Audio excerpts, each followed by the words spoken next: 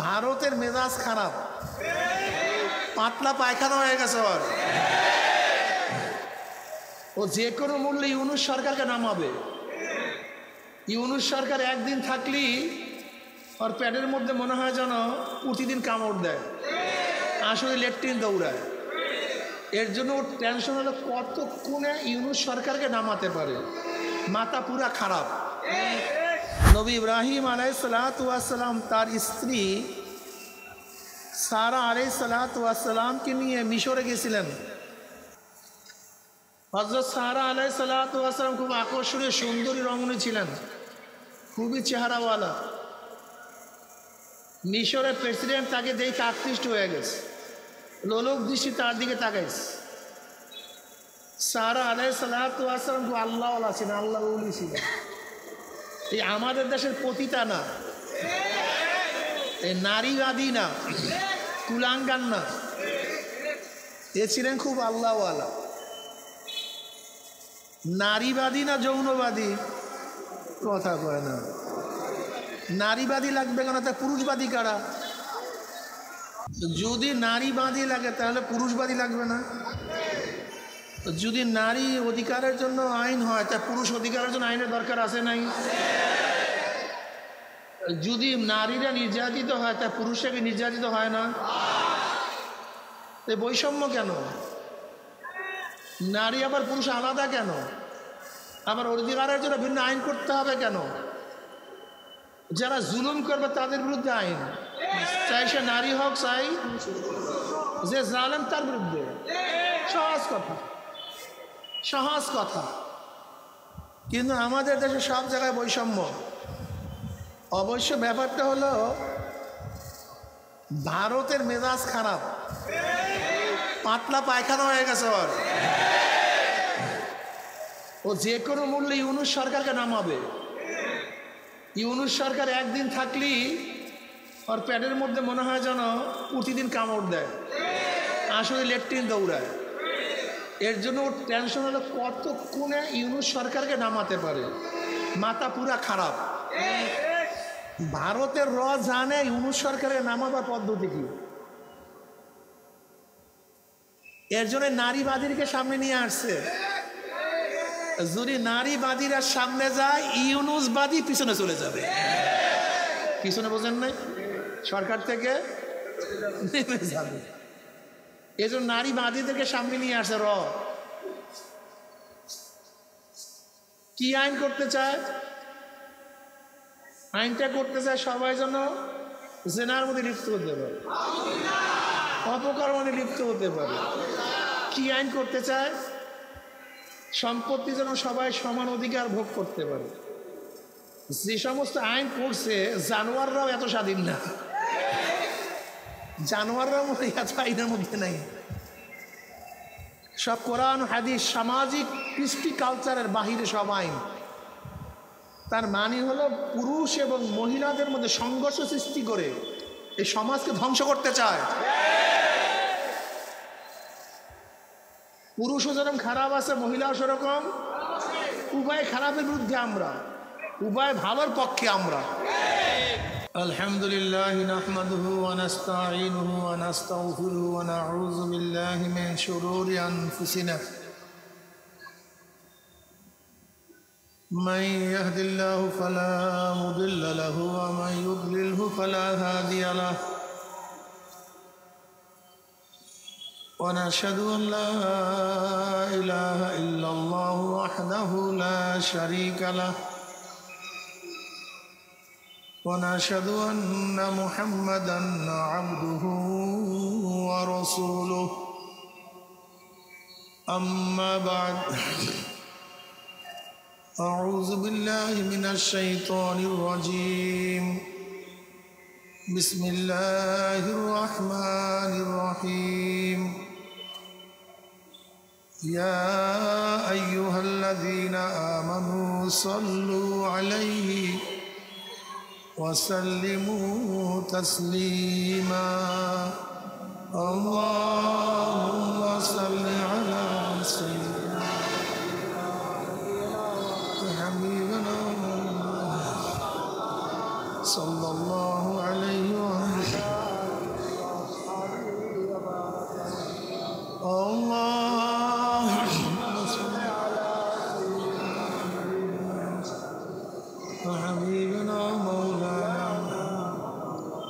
sallallahu alayhi wa ala alihi wa ashabihi wa baraka wa sallam. Allahumma salli ala sayyidina maulana Muhammad sallallahu alayhi wa ala alihi wa ashabihi wa baraka wa sallam. أعوذ بالله من الشيطان الرجيم بسم الله الرحمن الرحيم وما أرسلناك إلا رحمة للعالمين صدق الله مولانا العظيم وصدق رسول النبي الكريم. আল্লাহ পাকের বান্দা জনাব মুহাম্মদ রাসূলুল্লাহ সাল্লাল্লাহু আলাইহি ওয়াসাল্লামের উম্মতগণ, আল্লাহ পাক রব্বুল আলামিন আপনাকে আমাকে দুনিয়ার সমস্ত ফিতনা ফাসাদ থেকে পরিত্রাণ দিয়ে কোরআন ও হাদিসের মাজলিস, আলেম ওলামা, মুমিন মুত্তাকিন, জাকিরিন শাকিরিনদের গুরুত্বপূর্ণ এক দামি মাজলিসে আসার বসার বলার শোনার তৌফিক আল্লাহ পাক দান করছেন। শুকরিয়া তান সবাই বলি আলহামদুলিল্লাহ। এই মাজলিস অনেক গুরুত্বপূর্ণ, অনেক দামি। আমি সব সময় জিকিরের মাজলিসকে ধোলাই কারখানা বলি। ধোলাই কারখানায় ময়লা জামা কাপড় দেওয়া হয়, কারখানাওয়ালা ফেরত পরিষ্কার করিয়া দেয়, একেবারে পরিষ্কার, কোনো ময়লার চিহ্নও থাকে না। এই কারখানা যখন ঢুকছিলাম আমল নামায় বহুত গুনার ময়লা ছিল, আমল নামায় গুনার বহুত কালি ছিল। মাজলিস থেকে বের হয়ে যাব, গুনাহ সব সাফ হয়ে যাবে। সুবহানাল্লাহ আসতে কয়,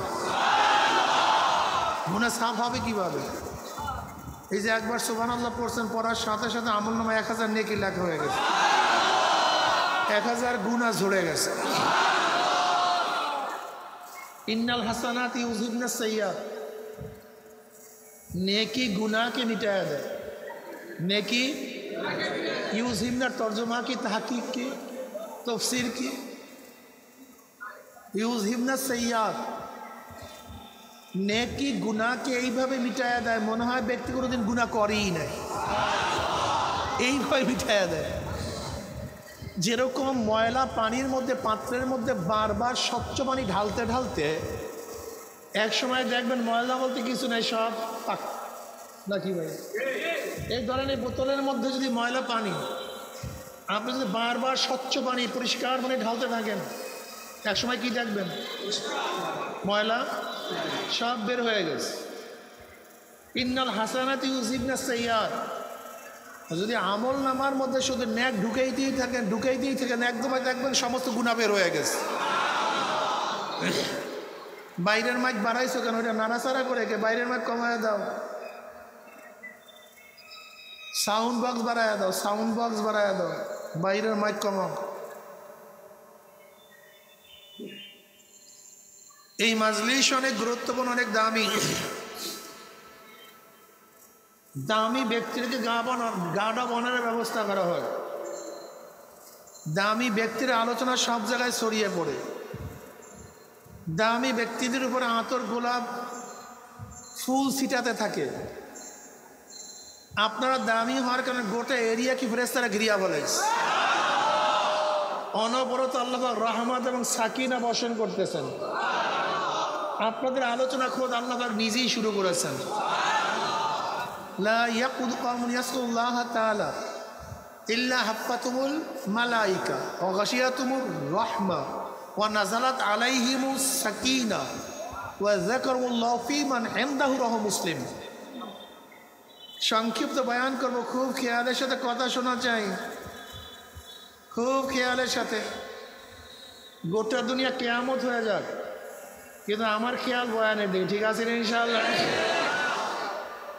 সামেনা ওয়া আতা'না, শোনো মানো। খালি শুনলে হবে না, কি করতে হবে? হ্যাঁ, কোন কথা মানবো? লা তাআতা লি মাখলুকিন ফি মাসিয়াতিল খালিক। গুনার কথা মানা যাবে না, কিন্তু কথা যদি ন্যাক হয়, কথা যদি আপনার জন্য হয়, কথা যদি দিনের জন্য হয়, অবশ্যই আপনাকে মানতে হবে।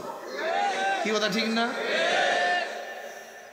জনাব মুহাম্মদ রাসূলুল্লাহ সাল্লাল্লাহু আলাইহি ওয়াসাল্লামের জন্ম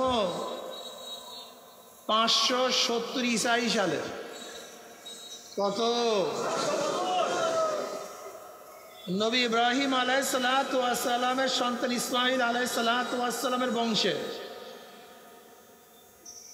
ইসমাঈল আলাইহিস সালাতু ওয়াস সালাম হাজরা আলাইহিস সালাতু ওয়াস সালাম গর্ভে জন্মগ্রহণ করেছেন, তার গর্ভে জন্মগ্রহণ করেছেন। হাজরা আলাইহিস সালাতু ওয়াস সালাম মিশরের ফেরাউনের বাদশার মেয়ে। এই মূসা আলাইহিস সালাতু ওয়াস জামানার ফেরাউন না। নবী ইব্রাহিম আলাইহিস সালাতু ওয়াস সালাম তার স্ত্রী সারা আলাইহিস সালাতু ওয়াস সালামকে নিয়ে মিশরে গেছিলেন। সারা, তার প্রথম স্ত্রীর নাম কি? সারা এবারানি ভাষা, অর্থাৎ আমেরা, নেত্রী, নেতা। হযরত সারা আলাইহিস সালাতু ওয়াস সালাম খুব আকর্ষণীয় সুন্দরী রমণী ছিলেন, খুবই চেহারাওয়ালা। মিশরের প্রেসিডেন্ট তাকে দেখে আকৃষ্ট হয়ে গেছে, লোলক দৃষ্টি তার দিকে তাকাইছে। সারা আলাইহিস সালাতু ওয়াস সালাম খুব আল্লাহওয়ালা ছিলেন, আল্লাহ ওলি ছিলেন। এই আমাদের দেশের পতিতা না, এই নারীবাদী না, কুলাঙ্গার না, এ ছিলেন খুব আল্লাহওয়ালা। নারীবাদী না যৌনবাদী? কথা কয় না। নারীবাদী লাগবে কেন? তা পুরুষবাদী কারা? যদি নারীবাদী লাগে তাহলে পুরুষবাদী লাগবে না? যদি নারী অধিকারের জন্য আইন হয় তা পুরুষ অধিকারের জন্য আইনের দরকার আছে নাই? যদি নারীরা নির্যাতিত হয় তা পুরুষরা কি নির্যাতিত হয় না? বৈষম্য কেন? নারী আবার পুরুষ আলাদা কেন? আবার অধিকারের জন্য ভিন্ন আইন করতে হবে কেন? যারা জুলুম করবে তাদের বিরুদ্ধে আইন, চাই সে নারী হোক, চাই যে জালেম তার বিরুদ্ধে। সহজ কথা, সহজ কথা। কিন্তু আমাদের দেশে সব জায়গায় বৈষম্য। অবশ্য ব্যাপারটা হলো ভারতের মেজাজ খারাপ, পাতলা পায়খানা হয়ে গেছে। ও যে কোনো মূল্যে ইউনূস সরকারকে নামাবে। ইউনূস সরকার একদিন থাকলেই ওর প্যাডের মধ্যে মনে হয় যেন প্রতিদিন কামড় দেয়, আসলে লেট্রিন দৌড়ায়। এর জন্য ওর টেনশন হলো কতক্ষণে ইউনূস সরকারকে নামাতে পারে। মাথা পুরা খারাপ।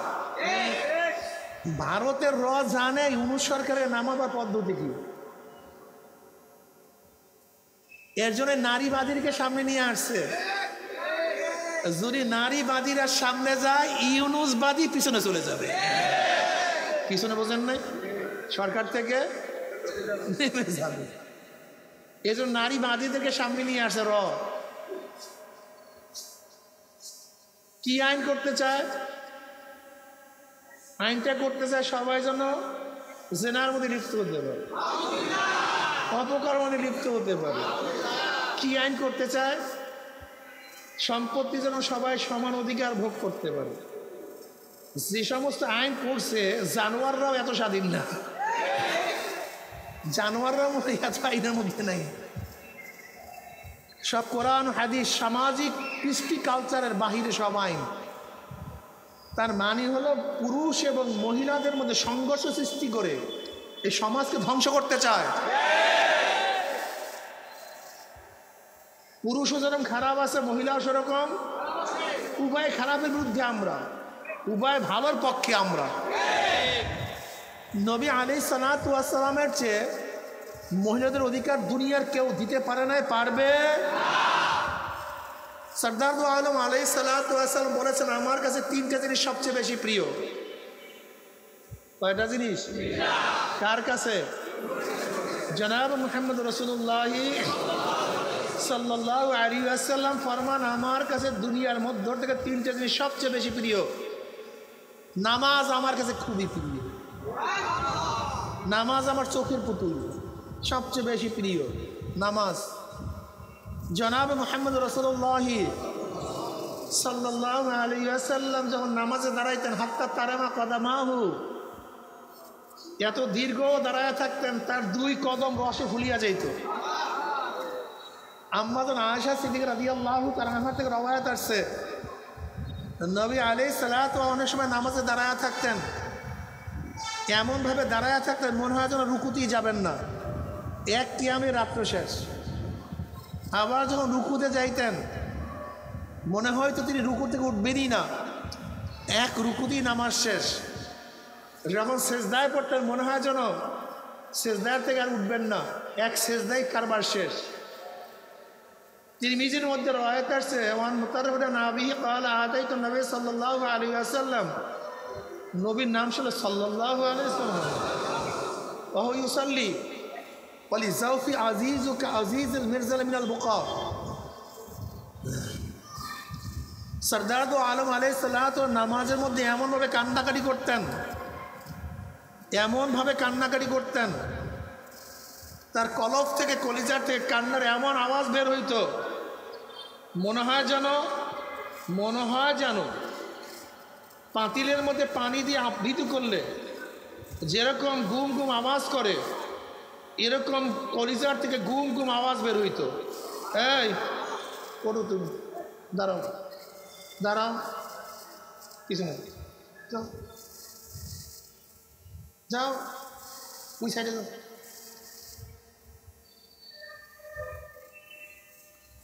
কান্নার কুমকুম আওয়াজ বের হইত। আসসালাতু মিরাজুল মুমিনিন, নামাজ হলো মুমিনের মেরাজ। মেরাজ, মেরাজের এক অর্থ কি? সিঁড়ি। এক অর্থ কি? সিঁড়ি। যেরকম সিঁড়ি দিয়ে উপরে ওঠে, ঠিক নামাজের মাধ্যমে বান্দা বান্দি মাওলা পর্যন্ত পুষিয়া যায়। নবী আলাইহিস সালাতু নামাজের মধ্যে এরকম হাল পয়দা হয়ে যাইত, এরকম অবস্থা হইতো, দুনিয়ার কোনো খবর থাকতো না, ধ্যানে মগ্ন থাকতেন। নামাজের যখন রক্ত হয়ে যেত, আম্মাজান আয়েশা থেকে রওয়ায়াত আসছে, যখন আজান হয়ে যেত আম্মাজান বলেন নবীও আমাকে চিনতেন না, আমিও নবীকে চিনতাম না। কি হালাত, কি হালাত।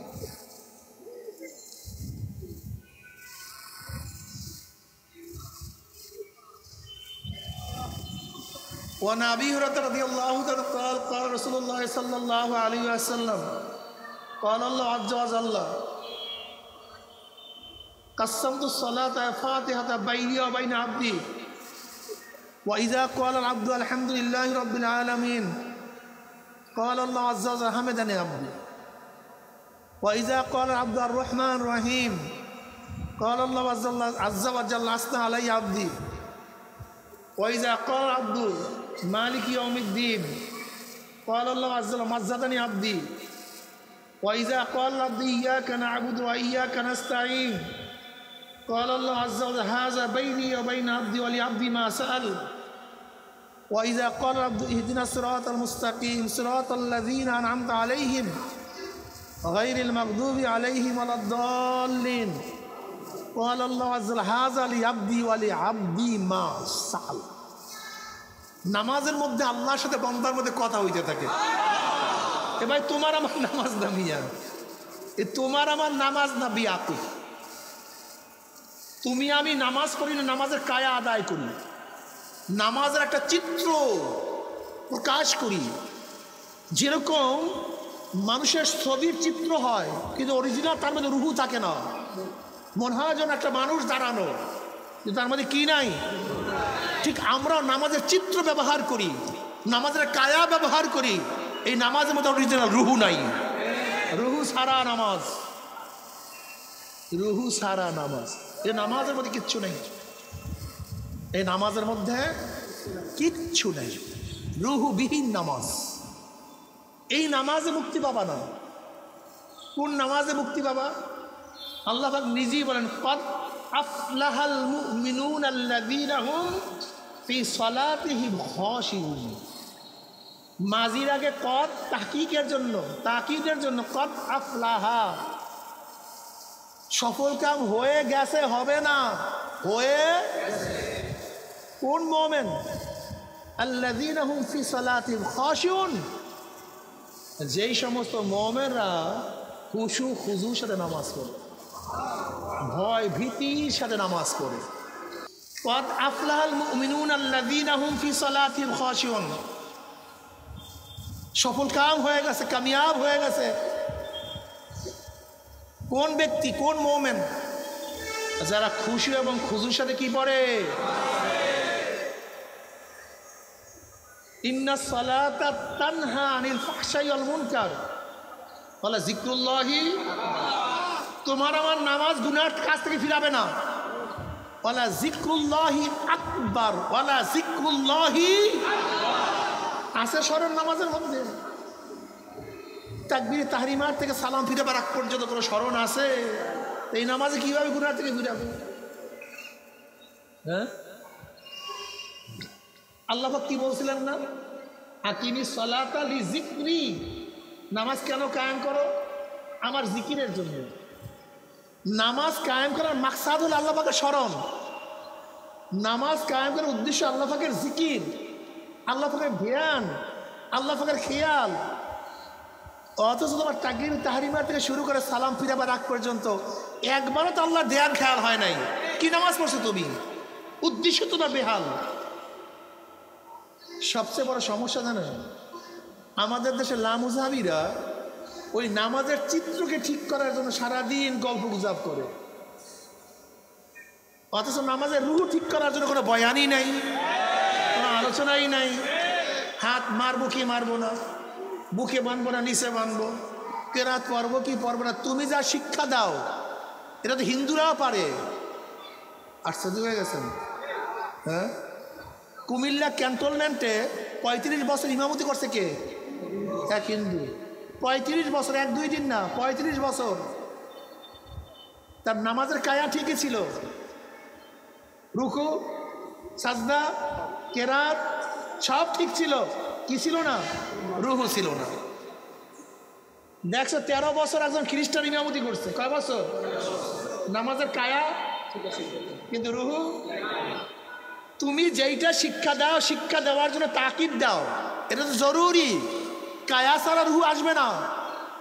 শরীর ব্যতীত রুহু, কিন্তু রুহু ব্যতীত শরীর থাকবে না।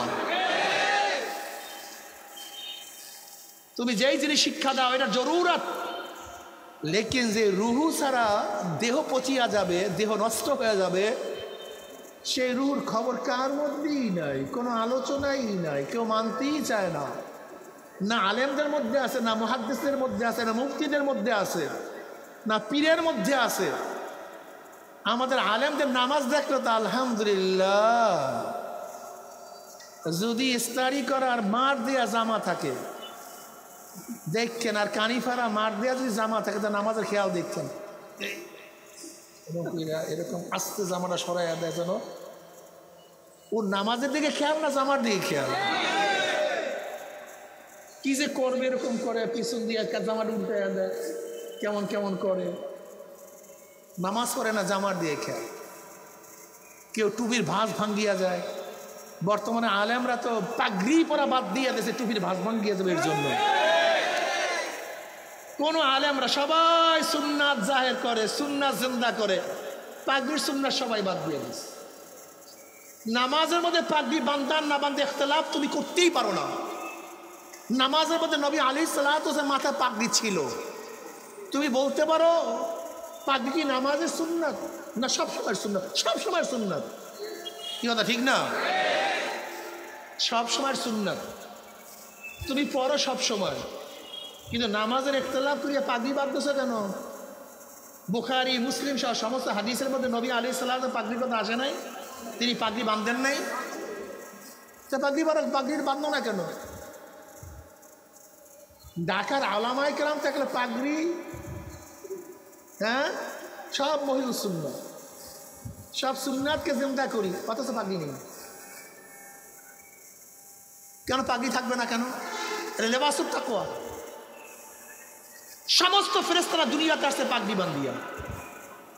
ফেরেশতারা সবসময় যুদ্ধের মধ্যে আসছে কি পাগড়ি আসছে। আমাদের ক্ষুদ্র দেখা যায় সবুজ পাগড়ি ফেরেশতাদের মাথায় ছিল। তুমি কি পাগড়ি বাঁধো না কেন? হামেশা বাঁধো, সমস্যা এলে বাসুর তাকুয়া যালিকা খায়র। ওলামায়ে কেরাম পাগড়ি বাঁধবেন একেবারে ইজমাই ভাবে এটাকে তরক করতেছে। অথচ পাগড়ি সুন্নাত, সুন্নাতকে বাদ দিতে আছে। বাঁধবে এক সময়, সুন্নাত এক সময় আদায় করো, সমস্যা কি? যেই সময় পর আদায় করো। নবী আলাইহিস সালাতু ওয়াস সালাম পাগড়ি মাথায় নামাজ পড়ছেন, তার পাগড়ির উপরে সিজদা পড়ছেন, হাদিসের মধ্যে নেই, সহিহ রাওয়ায়াতের মধ্যে আসেনি।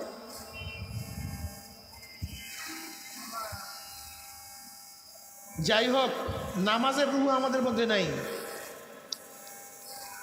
ইমাম গাজালি রাহমাতুল্লাহ ঘটনা নিয়ে আসছেন। আগেকার জমানায় যখন বেহুশের ইনজেকশন আবিষ্কার হয়নি, তখন মানুষের কোনো অঙ্গ কাটতে গেলে তখন কাটতে হইতো শক্ত মতো, তারপরে হাত কাটিয়ে ফেলাইতো বা পাও কাটিয়ে ফেলাইতো। তো এক যুবকের হাতের মধ্যে অসুস্থ রোগ, ডাক্তার আসছে রশি নিয়ে তার হাত কাটবে, এখন ভালো মতো কষাইয়া বাঁধবে। এখন যুবকের মা বলতেছে আমার ছেলেকে বাঁধার দরকার নেই, আমার ছেলেকে বান্ধিয়া হাত কাটার দরকার। আমার ছেলে যখন নামাজে দাঁড়াইবে তখন হাত কাটিয়ে নিয়ে যাইও। ওই ছেলে যখন নামাজে দাঁড়াইছে, ডাক্তার হাত কাটিয়ে ফেলাইছে, লেকিন টের করতে পারে না।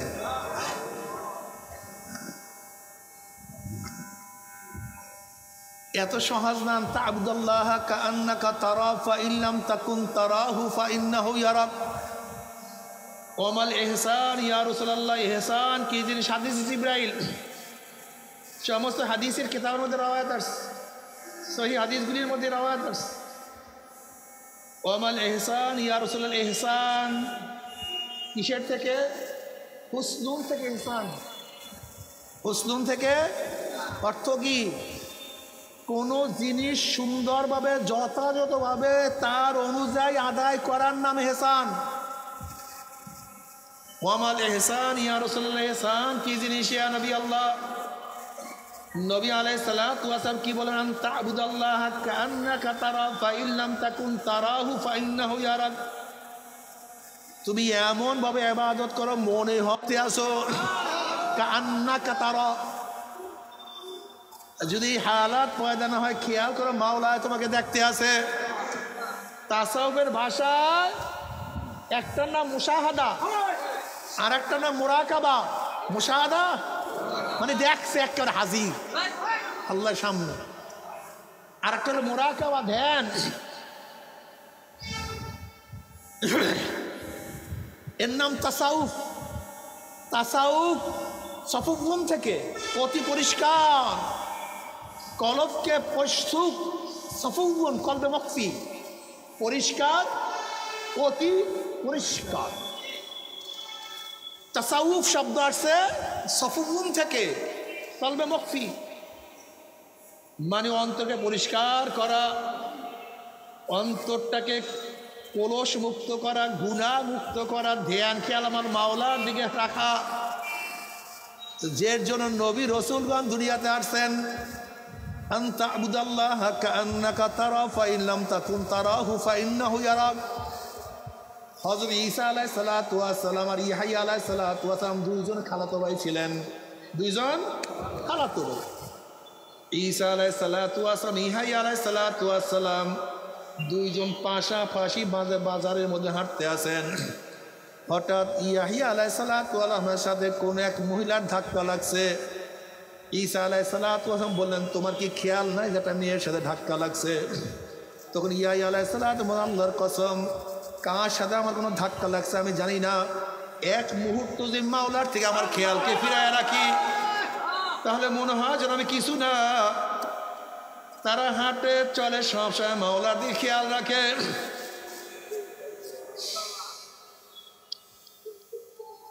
الذين يذكرون الله قياما وقعودا وعلى جنوبهم ويتفكرون في خلق السماوات والأرض ربنا ما خلقت هذا باطلا সুবহানাকা ফাকিনা আযাবান নার। সব সময় চিন্তা আমার মাওলাই কই, সব সময় খেয়াল আমার মাওলাই কই, আমার মাওলাই কই, আমার মাওলাই কই। হাঁটতে চলতে উঠতে বসতে সব সময় মাওলার দিকে খেয়াল থাকে, চক্ষুটা ভেজা থাকে, মাঝে মাঝে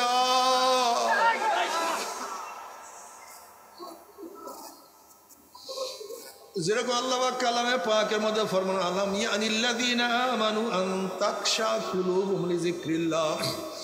আলাম ইয়ানিল্লাযীনা আমানু, মুমিনদের তো সেই সময় এখনো আসে নাই, মুমিনদের সেই হালাত এখনো পয়দা হয় নাই, মুমিনের সেই অবস্থা কি এখনো সৃষ্টি হয় নাই যে আমি মাওলার জিকিরে তাদের কলিজার মধ্যে কম্পন সৃষ্টি হওয়ার। আলাম ইয়ানিল্লাযীনা আমানু আন তাকশা কুলুবুহুম লিযিকরিল্লাহ। যখনই মুমিন আমার মাওলার জিকির করে কলিজার মধ্যে থরথর করে কম্পন শুরু হয়ে যায়। আমার মাওলার আজমত, আমার মাওলার বরত্ব, আমার মাওলার শান, আমার মাওলার মান, আমার মাওলা কত বড়।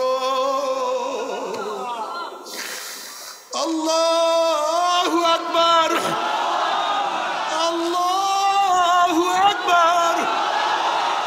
আমার মাওলা সবচেয়ে বড়, আলা কুল্লি শাই। আল্লাহু আকবার, আলা কুল্লি শাই। আমার মাওলা সব দিক থেকে সবার চেয়ে সবচেয়ে বড়। আমার মাওলা সবচেয়ে বড়,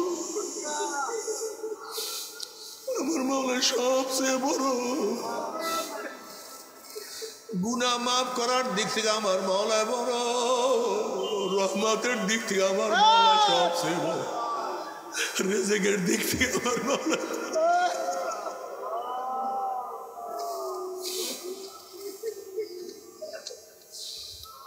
শান্তি দেওয়ার দিক থেকে আমার মাওলা,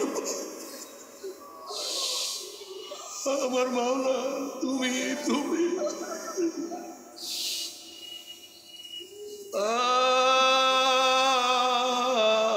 সব আমার মাওলা যেদার দেখতা হো মাই, তুই তু, তুই তু है, তুই তু। বাইনামা তু আল্লাহ কাসাম্মা ওয়াজহুল্লাহ। আল্লাহ তুমি, তুমি,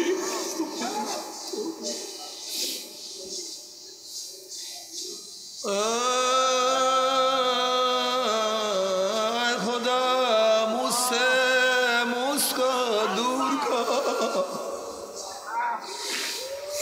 खुदा मुझसे मुझको दूर कर, ताकि देखो मुझमें तुझको एक नजर। अल्लाह अभी तो किसी ना मरती আমাকে दूर करिया फलाओ। जन्नत दोज़ख से यार क्या करो, जन्नत दोज़ख से यार क्या करो, आरज़ू है मैं तुझे साथ देखा करो।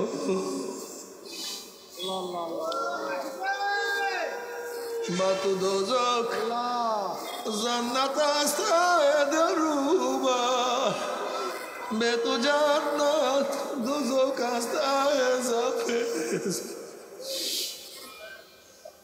আল্লাহ দোজকের মধ্যে তোমাকে পাইলে দোজক আমার জন্য জান্নাত হয়ে যাবে, আর জান্নাতের মধ্যে তোমাকে না পাইলে ওই জান্নাত আমার জন্য জাহান্নাম হয়ে যাবে। আল্লাহ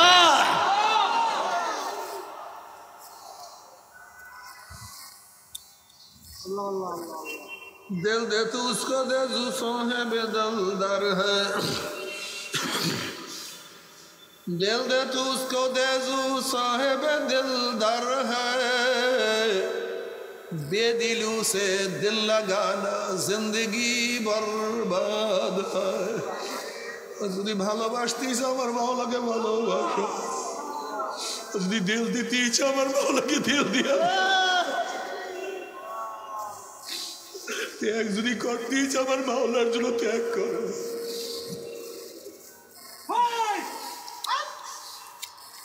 যদি কেউ কেউ কাছে চাইতিস আমার মাওলার কাছে চাও। মান লাম ইয়াসিলিল্লাহ ইয়াগযাব আলাইহি আমার মাওলার কাছে চায় না, আমার মাওলা তাদের খুবই রাগান্বিত। ওরে চাও আমার মাওলার কাছে চাও, দেখবো আমার মাওলা ভরিয়া দিয়া দেবে, আমার মাওলা ফেরত দিবে না।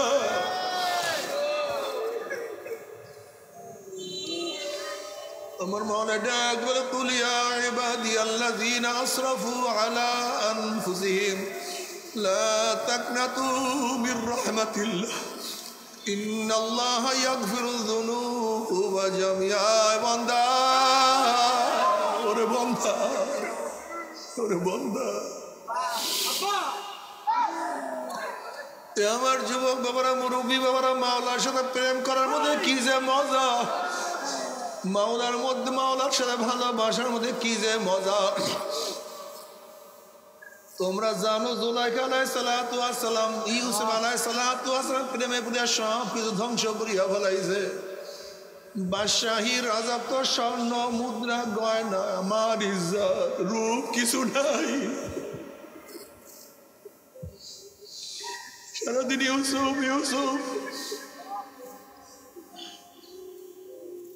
ইউসুফ আলাইহিস সালাতু যেই পথ দিয়া যাবে সেই পথে তিনি দাঁড়ায় থাকতেন, বসিয়া থাকতেন।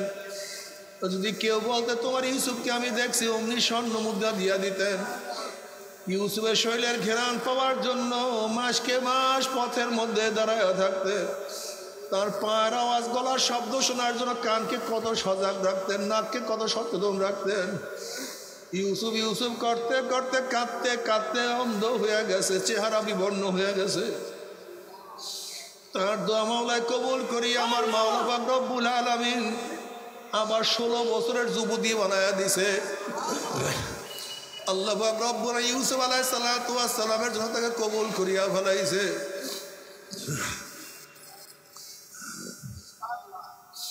এখন জুলাইখার চেহারা কি যে সুন্দর, গোটা মিশরের মধ্যে সর্বশ্রেষ্ঠ মেয়ে, এর চেয়ে সুন্দরী কোনো মেয়ে দুনিয়াতে নাই। এত আকর্ষণীয় চেহারা। ইউসুফ আলাইহিস সালাতু ওয়াস সালামের সাথে বিবাহ বন্ধনে আবদ্ধ হওয়ার পরে ইউসুফ আলাইহিস সালাতু ওয়াস সালাম জুলাইখাকে ডাকে, রাত্রে জুলাইখা আসো। জুলাইখা বলে ইউসুফ আমি তোমার সাথে ভোরে দেখা করব, দিনে দেখা করব। আবার ভোরে যখন ডাকে জুলাইখা আসো, করে রাত্রে দেখা করব। আবার রাত্রে ডাকে গেলে ইউসুফ দিনে। ইউসুফ আলাইহিস সালাতু ওয়াস সালাম বলেন জুলাইখা তুমি কি সেই জুলাইখা নও যেই জুলাইখা ইউসুফের জন্য জীবনের সব কিছু ত্যাগ করছো, ইউসুফের ঘৃণান পাওয়ার জন্য রাস্তায় মাসকে মাস অপেক্ষা করছো, ইউসুফের খবর নেওয়ার জন্য কত সাধনা করছো, তুমি কি সেই জুলাইখা নও? এবার জুলাইখা বলছে হ্যাঁ আমি তো সেই জুলাইখা। তাহলে আমি তোমাকে এত ডাকি, তুমি কেন আমার ডাকে সাড়া দাও না? এবার জুলাইখা বলে ইউসুফ যখন তোমাকে আমি চিনছি তখন আমি মাওলাকে চিনতাম না।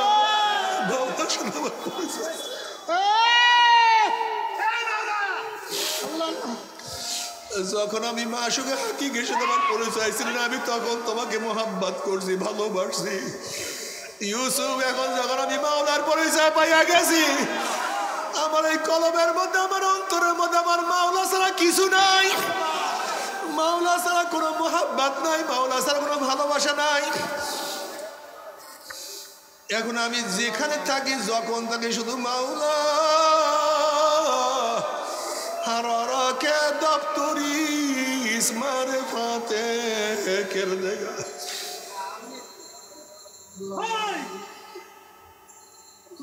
আমার যুবক বাবারা, মুরব্বী বাবারা, পর্দালে মা বোনেরা, যদি মাওলাকে নিয়ে কবরে যাইতে এবার কবরটা শান্তি হয়ে যাবে।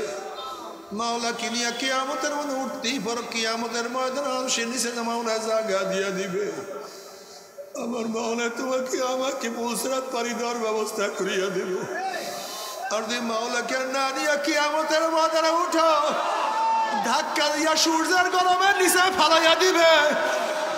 ওরা পুলসরাতের উপর থেকে ধাপ করে জাহান্নামে পড়িয়া যাবে।